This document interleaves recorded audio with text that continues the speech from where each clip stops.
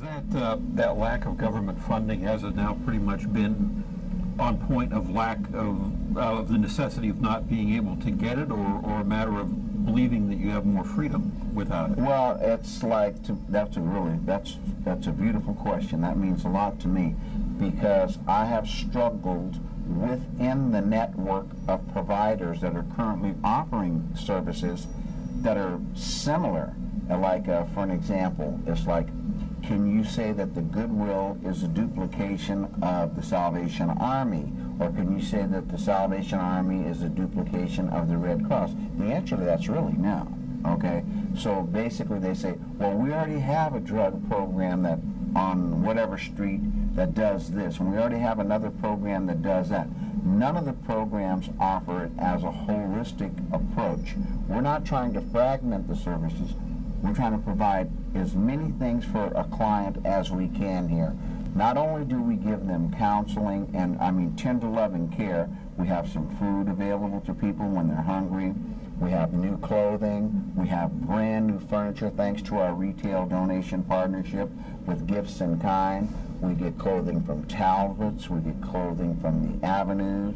We get clothing from, several of the major outlets at like Ross's. We get furniture from the Pottery Barns, which is Williams-Sonoma's quality furniture. We have some really good people giving us some good stuff. We don't sell anything to anybody. If you come to this place and say, I need some help, you're going to get it when you come here. That is the truth. Let's talk about the people who are coming to you for help. Is there some sort of a statistical average of what the typical person who winds up on your doorstep looking for help is, or are you running a complete gamut? We have a gamut, but like I can give you, like, for an example, last year in 1998, we delivered approximately 3,000 units of service. A unit of service is a visit. That visit could be 15 minutes or it could be 4 or 5 hours. We delivered these services to homeless people, to veterans, to people that are in transitional housing, from the Department of Health and Human Services, from the CalWorks mandatory job training programs. We've had clients come to us literally from all the different agencies that are funded and that absorb the majority of the funds. And their clients will find their way to this doorstep by word of mouth because they hear of the quality of the services and that it's a no-nonsense thing here. If a person comes to this door and they demonstrate to us the desire to stop using and to really learn a job training skill, that's why we're here. And it's the most worthwhile feeling in the world. I don't care.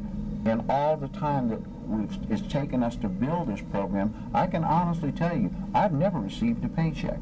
And you know something? I'm happy as I can be. It's not for money for me. It's for the lack of enough quality programs in the San Francisco Bay Area that can handle the overwhelming amount of addicts and homeless people that are out there.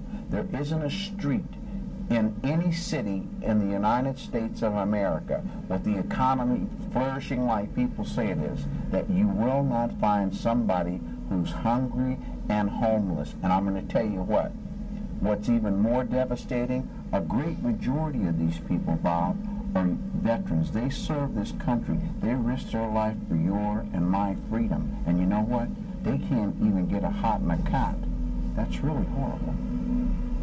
What do you look for in terms of a person expressing to you a desire to get off of drugs and get off of the constant treadmill of homelessness? Is there some sort of spark in terms of what they say or what they express, or is it simply a matter of just hoping for the best in everyone that comes through? Here's the way I deal with it. It's like this. No matter how good a person's intentions are, Bob, like, the addiction, that compulsion to use is so strong. It is so powerful. It overwhelms you. No matter how good a person's intentions are. That, like I said, when you walk outside, I don't care if you go into a grocery store, I don't care if you go into a drugstore, I don't care wherever you go, you're going to see beer, you're going to see wine, you're going to see alcohol, and eventually you take one sip and you're right back in the mix again. It's like I've got 7 years totally sober. I don't smoke and I don't drink. I'm not saying that some people can't have a drink. I'm one that can't. The thing is, you have to learn, if you're predisposed to the disease of addiction, you have to learn what you're doing. You have to understand that you cannot take that first sip. It's the first one that does you in. It's an inevitable long line. One's never enough, and and 10,000 is never enough. One is way too much, to be honest. That's the way it should be. And 10,000 is still not enough. So the point is, you become pretty sick at the end of the road.